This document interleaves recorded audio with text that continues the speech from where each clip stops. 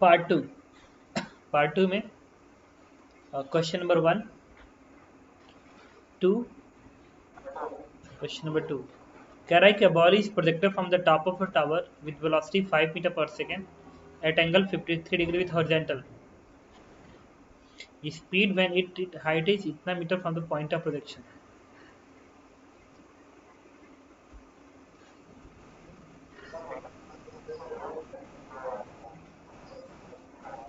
A ball is projected from the top of tower with velocity इतना at angle 53.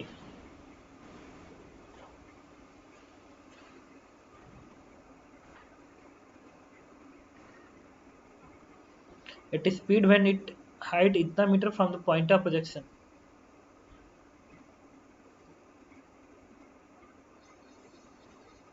जब इसकी height कितनी होती है 0.45 होती है तब पूछ रहा है कि इसकी स्पीड कितनी होगी।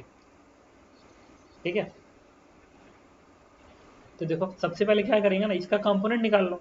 हॉरिजॉन्टल कंपोनेंट हमेशा वही रहेगा, तो 5 cos 53 कितना होगा, cos 53 होता है 3/5, ये 3 आ गया हॉरिजॉन्टल, वर्टिकल क्या बनेगा 4 बनेगा।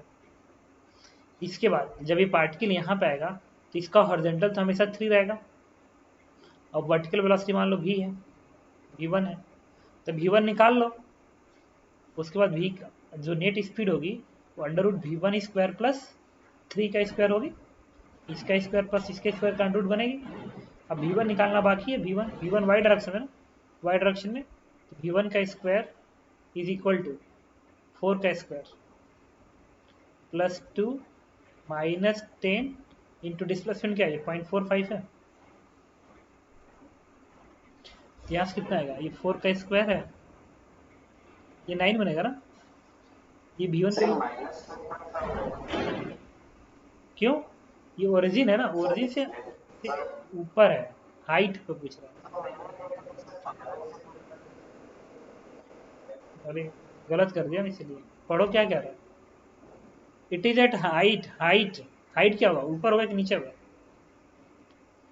बताओ। नहीं, फ्रॉम पॉइंट ऑफ प्रोजेक्शन पढ़ो।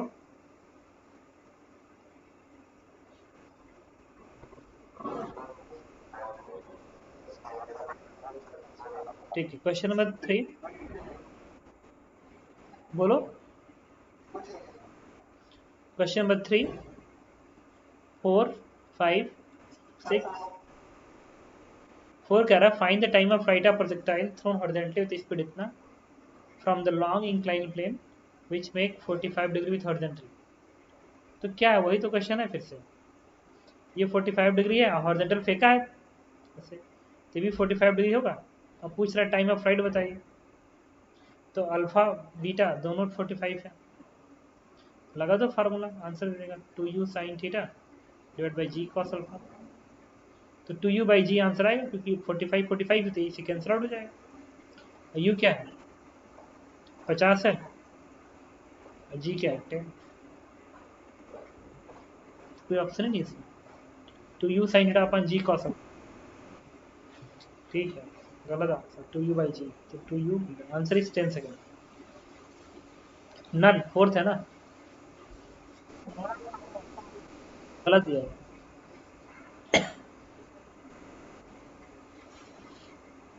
5 क्वेश्चन नंबर 6 7 6 6 में कह रहा है, अच्छा हर मॉड्यूल में ना जो ये वाला पार्ट होगा ना पार्ट 2 करके, उसमें होगा एरर,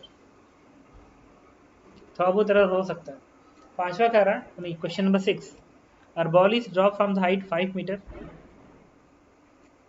एक बॉल को 5 मीटर हाइट से ड्रॉप किया गया। The time after which the ball stop rebounding if coefficient of substitution between ball and is इतना। ये नहीं कर पाओगे, ये सेंटर ऑफ मास से पढ़ा जाएगा, ये सेंटर ऑफ मास में कोफिशिएंट ऑफ रेस्टिट्यूशन का फॉर्मूला सेंटर ऑफ मास में होता है।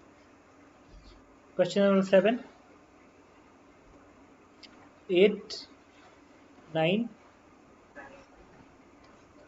A projectile is fired with a velocity at angle to the slope which is inclined at angle theta with horizontal. The expression for the range r along the incline is. Question number 10. 11. कौन सा कह रहा है कि a particle projected vertically upward with o velocity v and a second particle projected at the same point p with velocity इतना the time and the distance between them is minimum. ये सब projectile ओ है, relative motion पढ़ाएंगे. ये relative motion का last lecture होगा. हर module का जो एक्सरसाइज, ये वाला एक्सरसाइज आएगा, ये वाला, इसमें मिस्टेक हो सकता है. क्वेश्चन 9 के बाद 10 के बाद 11, 12, 13, two particle moving along the two straight line, ये भी रिलेटिव मोशन, इसमें बता ही नहीं सकता सब. तुम अब कैसे बता दो मैं, तुम पूछो ना, कोई बात नहीं. 13 अगेन रिलेटिव मोशन, ये हो ही नहीं सकता, संभव है. अभी रिलेटिव पढ़ाऊंगा, उसमें तुमको इजी. दो पार्टिकल का मोशन जहां जहां होता है, वो सपोज करो दो या दो से ज्यादा, वो रिलेटिव मोशन कॉन्सेप्ट होता है. हाँ, ये तो मॉड्यूल का क्वेश्चन है, जिसमें याद करो ऐसा था, ये वाला angle, a sail is fired, alpha is the angle of projection, ये बीटा ये वाला एंगल है. A sail is fired from the base of mountain, just clear it. If alpha is the angle of projection, then angular elevation of summit is beta. ये beta के बोले पूछ रहा ना. अब देखो क्या होता है, इस एंगल को बीटा मान लो और इस एंगल को गामा मान लो, और ये प्रोजेक्शन एंगल अल्फा है, प्रोजेक्शन एंगल अल्फा, दोनों में एक रिलेशन होता है, ये होल्ड करता है. ये tan alpha is equal to tan beta plus tan gamma use होता है, ये होल्ड करता है. तो इसमें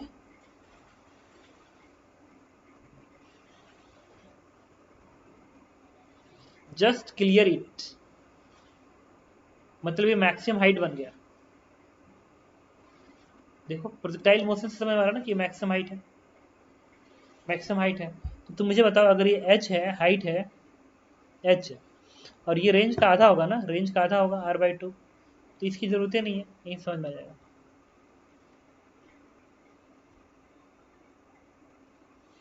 tan beta is equal to, तब तुम लोग को टेंशन में आ गया होगा इन क्वेश्चनों को देख के. tan बीटा इक्वल टू, वही तो, ये पार्ट 2 गड़बड़ है. अभी देखो जो सुबह पूछा था वो भी रिलेटिव मोशन क्वेश्चन है. tan बीटा इक्वल टू क्या होगा, h upon this height upon r/2, h upon r/2, 2 पर चला जाएगा. ठीक है, समझ रहे हो. अब फार्मूला लिख दो.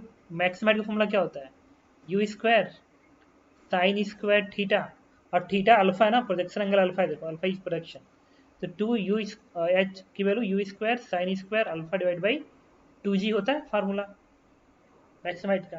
और रेंज का फॉर्मूला क्या होता है, रेंज का ये होगा u स्क्वायर साइन 2 थीटा अपान g, ये g से g कटेगा, u स्क्वायर कैंसल आउट होगा, ये बन गया क्या, साइन स्क्वायर अल्फा, और ये है साइन 2 अल्फा, ये बनेगा 2 साइन अल्फा कॉस अल्फा, ये बन गया 1/2 tan अल्फा बन गया. ठीक है, तो tan बीटा की वैल्यू आ गई. तो ये कहाँ पे है, tan इनवर्स, ये आंसर है, थर्ड आंसर हो गया. एलिवेशन नहीं पढ़ोगे तुम, तो 10th क्लास में पढ़ोगे एलिवेशन. एलिवेशन होता है कि आँख, ये वाला एंगल एलिवेशन कहलाता है. तो ये जो टॉप पॉइंट है ना, पहाड़ का टॉप पॉइंट, उसका एलिवेशन, एंगुलर एलिवेशन क्या होगा, टॉप पॉइंट का. ऐसे एलिवेशन हॉरिजॉन्टल से कितना एंगल पे वो दिखाई दे रहा है, वो एलिवेशन कहलाता है. समझ रहे हो, एंगल. तो अपने घर का छत देख रहे हो, तो घर का जो छत का कॉर्नर है, वो कितना एंगल पे दिख रहा है, वो कहलाएगा उस कॉर्नर का एलिवेशन. एलिवेशन समझ लो क्या कह रहा हूँ. Question number 15. 16, 17, 16 में कह रहा है कि ग्राफ 1 and 2, 17, 18, कौन सा 17, कह रहा particle is projected with initial velocity 20 metre पर second and angle 37 degree from horizontal. After what time velocity of particle becomes perpendicular to initial velocity? ये तो कराया था ना, कहा था इनिशियल वेलोसिटी का वेक्टर लिख लीजिए, फिर टी, तो मिस्टेक होगा, सेकेंड ही आंसर। इनिशियल वेलोसिटी का वेक्टर फॉर्म लिख लेना, अब फाइनल का वेक्टर फॉर्म दोनों का डॉट डॉट जीरो कर देना।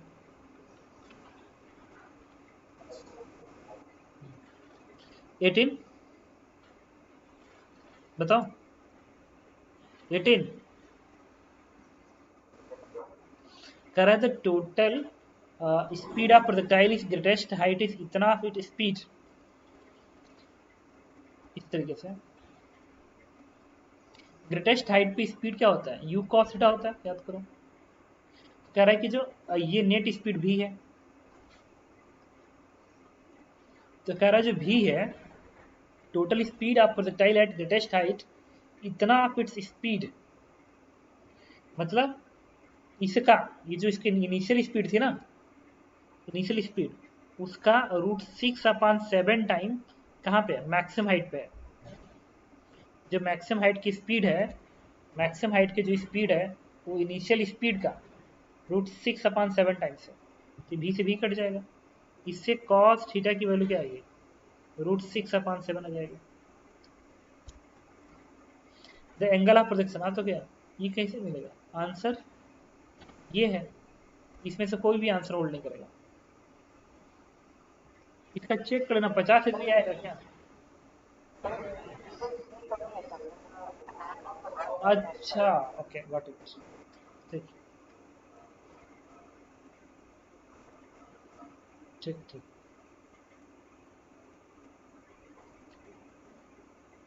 इस half of its greatest height, यहाँ पे जो स्पीड है ये पूरी हाइट h है और ये हाइट h/2 है, यहाँ का स्पीड अगर v1 है, ये जो v1 है इस v1 का √6/7 टाइम्स कहाँ पे है, टॉप पे है, v cos थीटा, ठीक है, ये क्वेश्चन दिया गया। तो मुझे ये बताओ अब इस v1 को निकालना पड़ेगा, ठीक है। अच्छा एक जनरल फॉर्मूला ना तुम याद रखना अलग से, ये प्रूफ करके ना बताया जाएगा, पता है क्या, सिर्फ स्पीड वाले केस में आप तुम अलग से ध्यान रखना, इसको हमेशा होल्ड करता है, प्रोजेक्टाइल मोशन में हमेशा होल्ड करेगा। अगर ऐसा दिया गया प्रोजेक्टाइल है, अगर यहाँ की स्पीड u है, मान लो u है, और यहाँ की स्पीड सपोज करो v है, नेट स्पीड v है, और ये हाइट h है, ये हाइट h है, तो ये हमेशा होल्ड करेगा, नेट v का स्क्वायर बराबर u का स्क्वायर माइनस 2gh होल्ड करेगा। अगर ऊपर को डिस्प्लेसमेंट है तो माइनस लिखोगे, -h, और ये डिस्प्लेसमेंट ओरिजिन के नीचे आएगा तो ये +h बन जाएगा, भाई ऊपर जाके स्पीड घटेगी ना तो माइनस, और नीचे आके स्पीड बढ़ेगी तो प्लस, ये हमेशा ये होल्ड करेगा जहाँ पे भी नेट स्पीड होगी, भी नेट स्पीड, और ये u इनिशियल नेट स्पीड है, ये फाइनल नेट स्पीड है, और ये इनिशियल नेट स्पीड है, ये हमेशा होल्ड करेगा, हमेशा, ठीक है। अगर तुम इसका यूज नहीं करोगे ना तो फिर कंपोनेंट करना पड़ेगा, इसका कंपोनेंट करेंगे, फिर यहाँ पे वही कंपोनेंट रहने देंगे, फिर वर्टिकल कंपोनेंट निकालेंगे, फिर प्रूफ करेंगे तो यही आ जाएगा। यही तो वजह है कि ये कहा जाता है कि अगर टावर, किसी टावर से अगर तुम अलग अलग प्रोजेक्शन एंगल फेंकते हो तो धरती से गिरेगा, तो धरती पे गिरते समय स्पीड सबकी बराबर होती है, what ever angle of projection. तुमने वीडियो देखा है इसका, उसमें यही प्रूफ हुआ होगा, ऐसा प्रूफ हुआ होगा, वो थीटा डिपेंड नहीं करता है कि कितने एंगल से फेंका है, नहीं देखा है,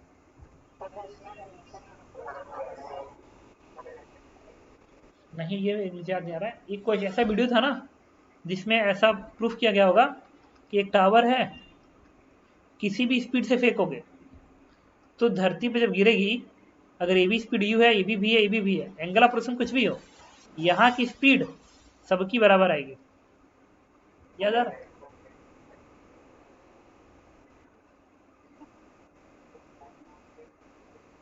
नहीं, बताता हूँ।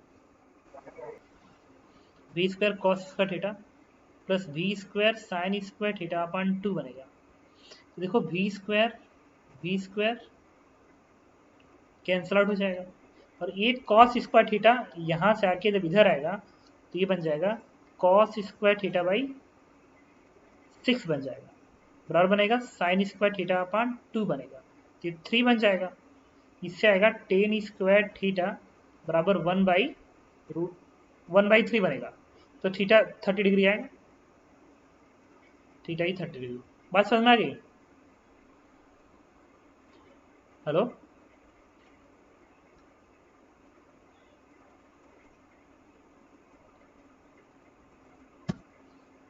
आवाज आ रही है मेरी? बताना, इसको दोबारा बताऊं? देखो,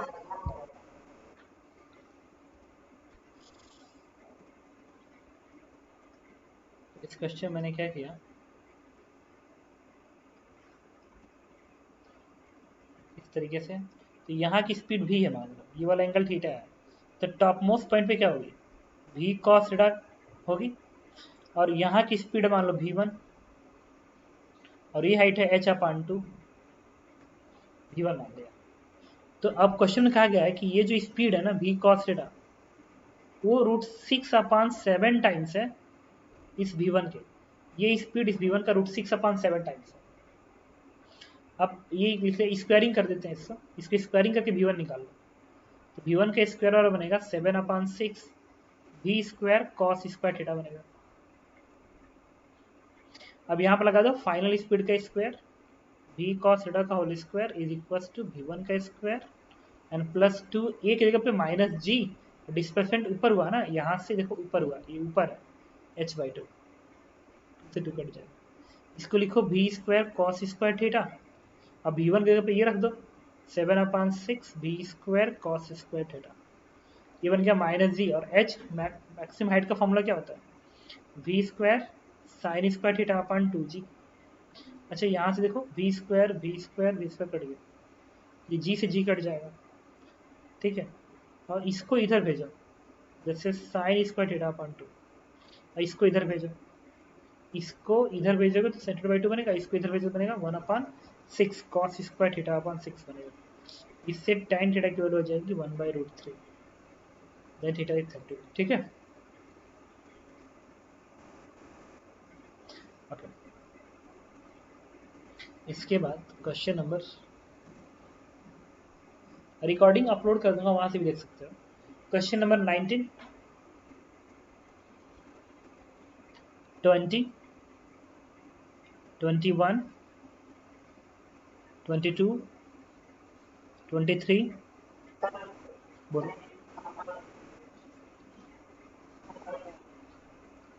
20।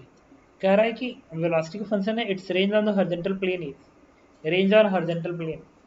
तो देखो, वेलोसिटी का फंक्शन क्या दिया गया है, v बराबर दिया गया है ए आई cap N plus B minus सी टी जे कैप है। तो याद करो, एक्स डायरेक्शन की वेलोसिटी प्रोजेक्टाइल मोशन में कांस्टेंट होती है, तो ये तो एक्स डायरेक्शन की वेलोसिटी बन गई, मतलब एक्स डायरेक्शन की वेलोसिटी बन गई ये, और ये जो है ये वाई डायरेक्शन की वेलोसिटी है, तो वाई डायरेक्शन की वेलोसिटी क्या है, v बराबर v माइनस सी टी, ये बन गया। ये तो वही है, v बराबर u plus a t y direction में, तो एक्सेलरेशन का रोल कौन प्ले कर रहा है, ये v बराबर u y plus a t, a into t, तो यू वाई बराबर क्या आ गया, दिस इज b, और ए की वैल्यू क्या आ गई, एक्सेलरेशन की वैल्यू, एक्सेलरेशन की वैल्यू क्या आ गई, दिस इज माइनस सी। ये है ना, कंपेयर कर लो इससे, वी वाई बार यू प्लस ए टी या यू प्लस ए टी, इसको कंपेयर कराओगे, अरे टी के जगह पे जीरो प्लेस करो, इनिशियल वेलोसिटी के लिए टी बराबर जीरो प्लेस करोगे, यहाँ पे टी पे जीरो प्लेस करोगे तो क्या इनिशियल वेलोसिटी नहीं आ जाएगी, हुआ, ठीक है। आ गया horizontal velocity initial, horizontal velocity vertical, और एक्सेलरेशन माइनस सी के बराबर है। ग्रेविटी में जो जी होता था ना एक्सेलरेशन जी, अब वो सी के बराबर हो गया। देखो v बराबर u प्लस एट लिखते तो ए जी होता है, अब वो सी दिखा रहा है। रेंज का फॉर्मूला क्या होता है? Horizontal velocity into vertical velocity upon acceleration होता है, अपान एक्सेलरेशन। तो आ गया ना ए बी अपान सी, नहीं ट्वाइस होता है, twice horizontal velocity into vertical velocity upon G. कुछ समझ लो क्या कह रहा हूँ?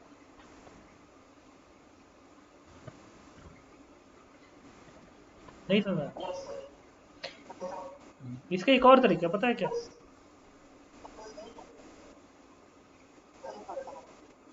इसका एक और तरीका था, ऐसे कर सकते थे। वेलोसिटी क्या है? ए आई कैप है प्लस बी माइनस सी टी है, ये क्या? तो टाइम ऑफ फ्लाइट हम किस तरह से निकालते हैं? वाई डायरेक्शन से टाइम ऑफ फ्लाइट निकालते हैं।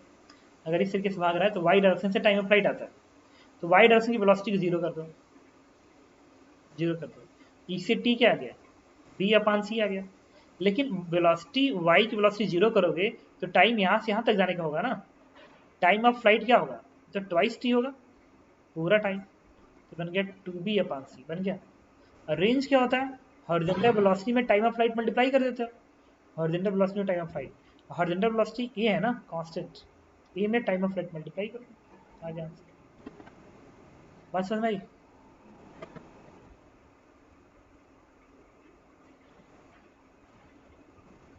बताओ।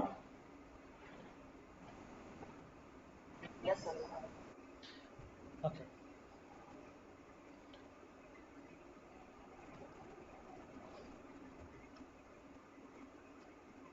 क्वेश्चन नंबर 21, 22, 23, 22, ये भी कराया गया था क्लास में। कितना दूर इधर गिरेगा याद करो। क्या करेंगे? हॉरिजॉन्टल कंपोनेंट कर लो, वर्टिकल कर लो, वर्टिकल से टाइम निकाल लो कि कितने टाइम में यहाँ पे टकराएगा, और उसको मल्टीप्लाई कर दो हॉरिजॉन्टल वेलोसिटी में, पता चलेगा कितना दूरी गिरेगा। अच्छा, तो फिर मिस्टेक होगा ऑप्शन में, ठीक है ना। बट अप्रोच तो वही है कि आप इसका कंपोनेंट कर लीजिए, इसका इधर कंपोनेंट कर दीजिए, फिर इसके साथ से टाइम ऑफ फ्लाइट निकाल लीजिए, हॉरिजॉन्टल वेलोसिटी मल्टीप्लाई कर दीजिए, पता चलेगा कितना दूरी गिरेगा, ठीक है। 23, 21 कह रहा है।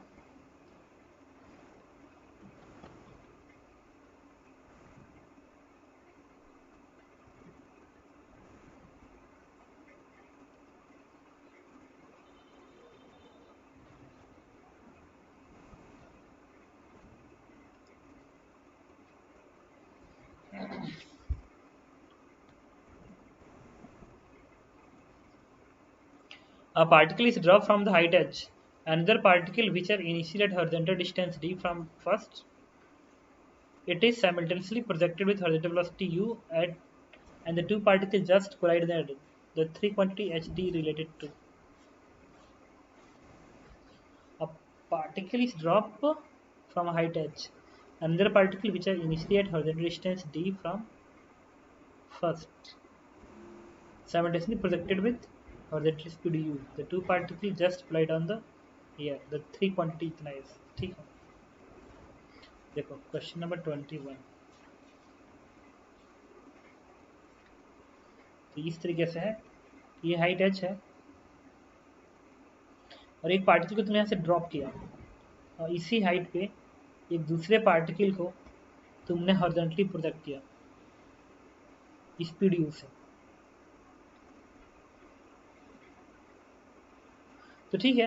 तो सेम टाइम पे तो ये नीचे को ऐसे आ रहा होगा और ये ऐसे जाके ऐसे ठोकर मारे, टक्कर मारेगा यहाँ पर, इस तरीके से होगा। तो चलो, अच्छा कहाँ टक्कर हुआ है? Collide on the, just collide on the ground पे हुआ टक्कर, मतलब ये ऐसे है, यहाँ नहीं टक्कर है, ये टक्कर यहाँ पे।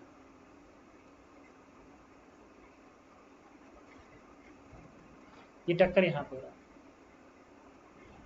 ठीक है। तो यहाँ से यहाँ तक आने का टाइम निकाल लो इस पार्टिकल का, तो टी क्या बनेगा, √2h/g बनेगा, रस्ट से शुरू हो रहा है। और इतने टाइम में इस पार्टिकल का बीच की दूरी कितनी है,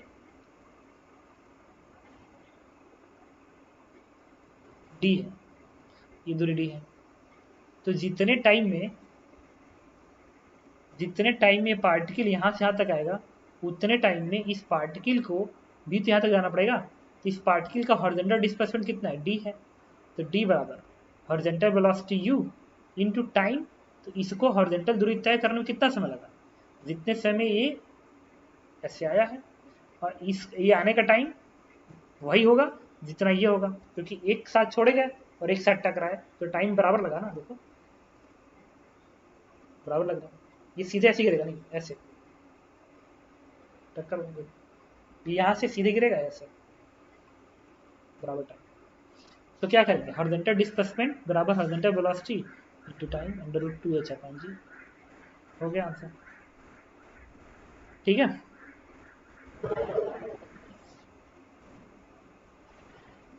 ठीक है,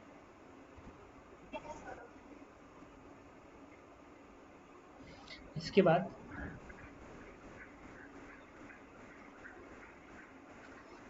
क्वेश्चन नंबर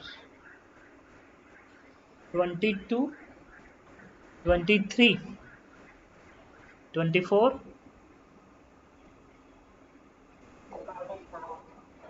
24। ये देखो, ये क्वेश्चन में कह रहा है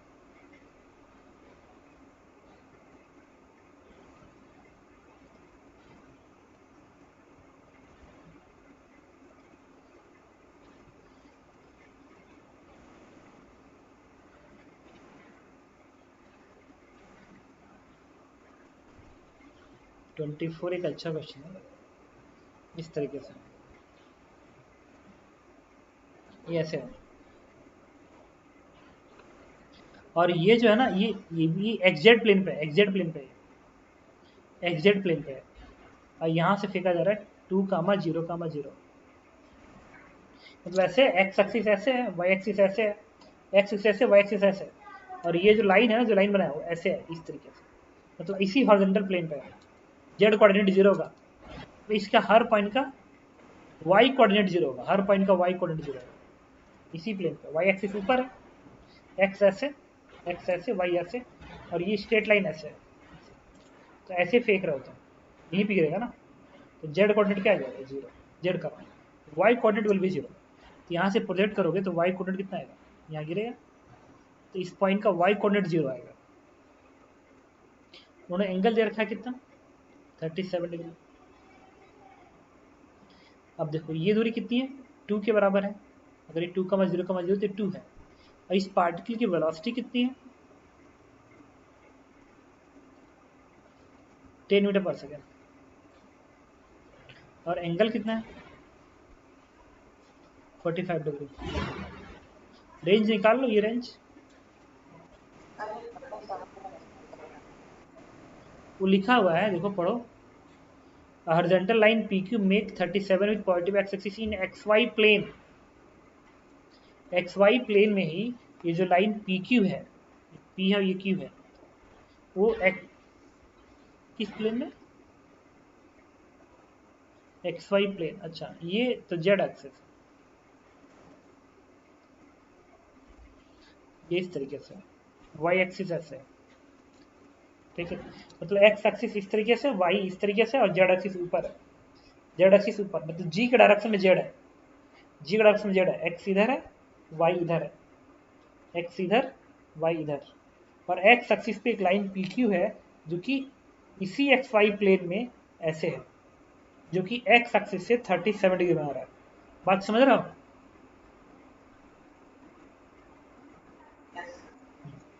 तो पूछ रहा है इस पॉइंट का कोऑर्डिनेट बताइए, तो रेंज निकाल लेंगे। रेंज का फॉर्मूला क्या होगा, you square sine square theta and divide by 2g, you square sine square theta upon 2g। तो 10 से 10 कटेगा, ये बाई 2, ये कितना आएगा, शायद कितना है बताओ,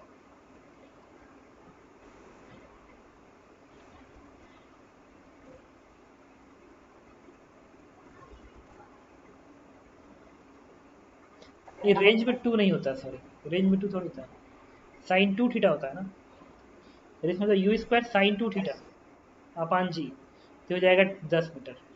तो पूरी दूरी 10 मीटर हो गया। अब कोऑर्डिनेट निकालना। अच्छा, एक्स, इसका कोऑर्डिनेट एक्स कोऑर्डिनेट क्या बनेगा, ये डिस्टेंस निकालना पड़ेगा। और ये दूरी 2 है, ये दूरी क्या होगी, अगर ये 10 मीटर है और ये 37 डिग्री है, तो ये दूरी आएगी 10 का cos 37 degree, it is 4/5, it is 8। तो ये दूरी 8 मीटर हो गया, ये है 2 मीटर। एक्स कोऑर्डिनेट क्या आ गया, 10, भाई 8 ये और 2 ये 10 बन गया। अब हम बात करेंगे वाई कोऑर्डिनेट का। अच्छा, वाई कोऑर्डिनेट ये होगा, हाँ भाई ये लाइन इसके पैरेलल है, भाई ये इस तरीके से है, एक्स ऐसे है वाई ऐसे है, तो ये ऐसे गिरा है ना, तो ये जो लोग है ये इस वाई एक्सिस के पैरेलल नहीं आएगा, तो ये लाइन इसके पैरेलल होगी। 2D में दिखाया नहीं, दिखा नहीं पा रहा हूँ, लेकिन ये लाइन इसके पैरेलल होगी, समझ रहा हो ना क्यों, भाई एक्स एक्सिस पे अगर 90 डिग्री है ये लाइन, तो एक्स एक्सिस वाई एक्सिस में तो ये भी तो 90 डिग्री है, इसका मतलब कि ये लाइन पैरेलल। तो ये कितना आएगा, ये वाई कोऑर्डिनेट इसका बनेगा, ये आर है और ये 37 है, तो ये लेंथ बनेगा आर साइन 37 डिग्री। और रेंज की वैल्यू कितनी है, 10 मीटर, एंड साइन 37 क्या होता है, 3/5, ये बनेगा 6। तो कोऑर्डिनेट क्या हो गया, x coordinate 10, y coordinate 6 and z coordinate 0। Answer is 10, 6, 0। ठीक है,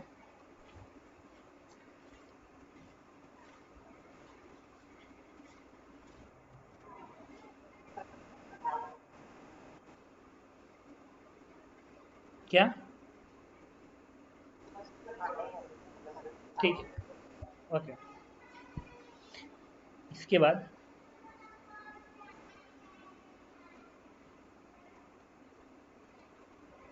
क्वेश्चन नंबर 25, 26 भी रिलेटिव मोशन क्वेश्चन है। 27, 28, 29,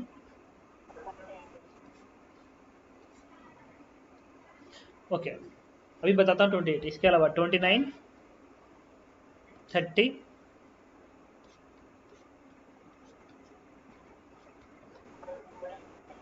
29, 29 पहले तो बता देता हूँ। कह रहा coordinate of x y, x इतना वाई इतना है, तो कह रहा है कि द मोशन ऑफ पार्टिकल, इस पार्टिकल का मोशन क्या होगा, स्ट्रेट लाइन होना चाहिए। देखो कैसे, यहाँ से वाई बराबर क्या लिख सकते हो, 2 कॉमन निकाल लो तो बनेगा 2t + 4t स्क्वायर बनेगा। देखो यहाँ से 2 कॉमन निकाल लो तो बनेगा इतना, तो यहाँ से आएगा 2t + 4t square is equal to y/2। तो इसके जगह पे तुम लिख दो क्या, y/2, तो x और क्या बन गया 2 + y/2। ये स्ट्रेट लाइन क्वेश्चन है, y बराबर mx + c linear function straight line होता है, this is straight line equation. Along parabolic गलत कर, इलॉन्ग सर्कल गलत कर, uniform accelerated motion non uniform, अब ये चेक करना पड़ेगा यूनिफॉर्म एक्सेलरेटेड है कि नहीं, इसके लिए हमें देखना पड़ेगा एक्सेलरेशन कांस्टेंट है कि नहीं, अगर एक्सेलरेशन कांस्टेंट है तो यूनिफॉर्म एक्सेलरेटेड होगा। तो डिफरेंशिएट करो एक्स वाले, तो एक्स को डिफरेंस, एक्स की वेलोसिटी आएगी तो वी एक्स क्या आएगी, एक्स का डिफरेंस 2, इस 2t का 2 बनेगा, एंड प्लस इसको करोगे डिफरेंशिएट देगा बनेगा 80 बनेगा, टी 4t स्क्वायर 80 बनेगा। फिर एक बार और कर दो, तो एक्स का एक्सेलरेशन है कितना 8, इस 2 का 0 और 80 का 8 बनेगा। वैसे ही y वाला करो, y की वेलोसिटी निकालो, इसको करो डिफरेंशिएट, कौन फंक्शन, इसको करो, तो एक बार करोगे डिफरेंशिएट तो 4 बनेगा, ये 16t बनेगा, 4 + 16t बनेगा। एक बार और कर दो डिफरेंशिएट तो बनेगा 16। तो y में एक्सेलरेशन कांस्टेंट हो गया, x में कांस्टेंट हो गया, तो नेट एक्सेलरेशन कांस्टेंट है, इट इज यूनिफॉर्म।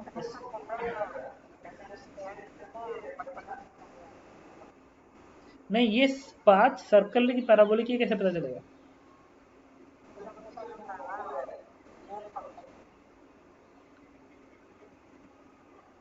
कौन सा लीनियर फंक्शन है,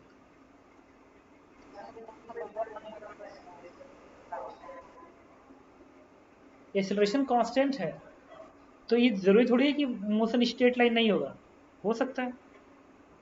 1D मोशन नहीं देखते ऐसे छोड़ते हैं, छोड़ो इसको, तो देखो स्ट्रेट लाइन मोशन है, जी डाउनवर्ड है, एक्सेलरेशन कांस्टेंट है but motion is straight line. और पैराबोलिक वाला में देखना, जब पत्थर फेंकते हो ऐसे प्रोजेक्टाइल मोशन में ऐसा, तो एक्सेलरेशन कांस्टेंट होता है बट मोशन पैराबोलिक होता है, समझ रहे हो? तो ये गड़बड़ है, बताता ना ये वाला बात, इसको वेरीफाई करना पड़ेगा ना। ये वेरीफाई तभी होगा, ठीक है, जब एक्स और वाई में रिलेशन आएगा। अगर एक्स वाई में लीनियर फंक्शन है तो स्ट्रेट लाइन है, एक्स वाई में क्वाड्रेटिक फंक्शन है तो पैराबोलिक। ये तो टेट्री इक्वेशन है जी, मैंने वही तो लिखी है, ठीक है। क्वेश्चन नंबर 28 पे आता है।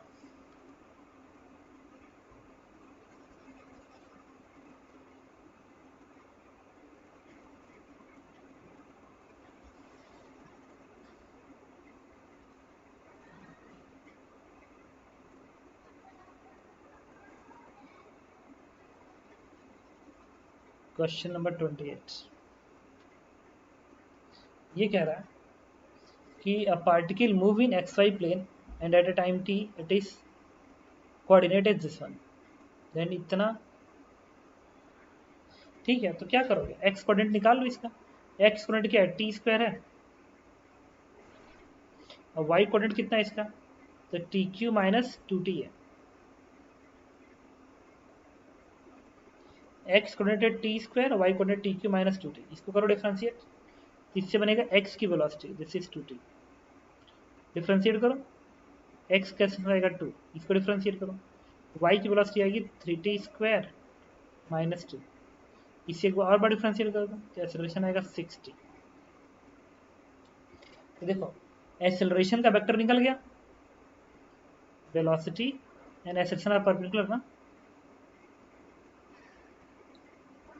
तो तुम क्या करो, एक्सेलरेशन का फंक्शन लिखो, t बराबर 0 पे एक्सेलरेशन लिखो, t बराबर 0 पे एक्सेलरेशन देखो, t बराबर 0 पे एक्सेलरेशन, x वाला तो 2 ही रहेगा, 2i कैप रहेगा, ये पार्ट सॉल्व कर रहा हूँ। और t बराबर 0 पे y का एक्सेलरेशन 0 हो गया ना, t के जगह पे 0 पे, इसका मतलब कि t बराबर 0 पे पार्टिकल के पास एक ही acceleration, that is 2i cap. Velocity निकालेंगे क्योंकि उन्होंने वेलोसिटी की बात किया ना। तो t बराबर 0 पे वेलोसिटी, x की वेलोसिटी 0 हो गई 2t, t0, x की 0 हो गई, और y की वेलोसिटी देखो, t के पे 0 प्रेस करो तो वैल्यू 0 हो गई, ये minus 2, this is minus 2 j cap.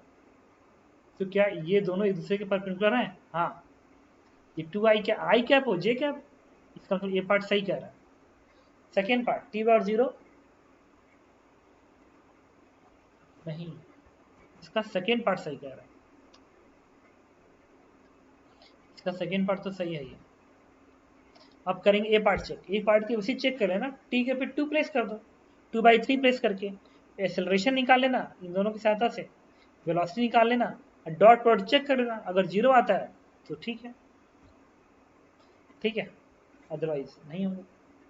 ये कह रहा है कि एट टी बराबर इतना particle moving along x axis, particle x axis के अलोंग तब मूव करेगा जब वाई डायरेक्शन की वेलोसिटी 0 हो जाए, वाई डायरेक्शन की वेलोसिटी 0 हो जाए। तो ये जो फंक्शन है ना, वाई डायरेक्शन वेलोसिटी 0 कर दो, वी वाई को 0 कर दो, जब इसको 0 करोगे तो क्या आ जाएगा, 2t 3t स्क्वायर माइनस 2 बराबर 0, तो t की वैल्यू क्या आ गई, √2/3 आ गई, आ गई। इसका मतलब इतने टाइम पे पार्टिकल एक्स डायरेक्शन में मूव कर रहा है। तो सेकेंड पार्ट, थर्ड पार्ट सही कर रहा है। अब फर्स्ट को चेक कर लेना, टाइम प्लेस करके, जैसे ये कैलकुलेट किया हो ना ये वाला, वैसे इसे कैलकुलेट कर लेना। Fourth, acceleration of particle when it is at a point इतना इज इतना, 4,4 पे एक्सेलरेशन पूछ रहा है, ठीक है। तो 4,4 पे टाइम निकाल लो कितना आ रहा है, तो टी स्क्वायर की जगह पे 4 रख दो, एक्स बराबर टी स्क्वायर है ना, ये कोऑर्डिनेट है 4,4, तो एक्स की जगह पे टी स्क्वायर पे 4 रख दो, 4, तो यहाँ से टाइम क्या आ गया, 2 सेकेंड, तो 2 सेकेंड पे वाई का एक्सेलरेशन 2 मिल गया, मिल गया। तो वो कह रहा है कि एक्सेलरेशन बताइए 4,4 पे, 4,4 पे एक्सेलरेशन कितना ही पूछ रहा है ना, तो एक्सेलरेशन का टाइम निकालना पड़ेगा ना। तो एक्स कोऑर्डिनेट टी स्क्वायर है तो टी स्क्वायर और 4 कर दो, इससे टी बराबर क्या आ गया 2, मतलब 2 सेकेंड पे पार्टिकल 4 पे होगा, एक्स बराबर 4 पे। ठीक है, अब इस टी बराबर 2 को उठा के तुम इसमें रख दो, वाई वाले एक्सेलरेशन में आ गया 12, 6 × 2 = 12। इसका मतलब x का एक्सेलरेशन तो हमेशा कांस्टेंट रहेगा 2, और y का एक्सेलरेशन 12 हो जाएगा t बराबर 2 सेकेंड पे। तो 2 का 12, ये भी सही कह रहा है। डाउट है? ओके, ठीक है। और रिलेटिव मोशन का होमवर्क तुम लोग कर लेंगे।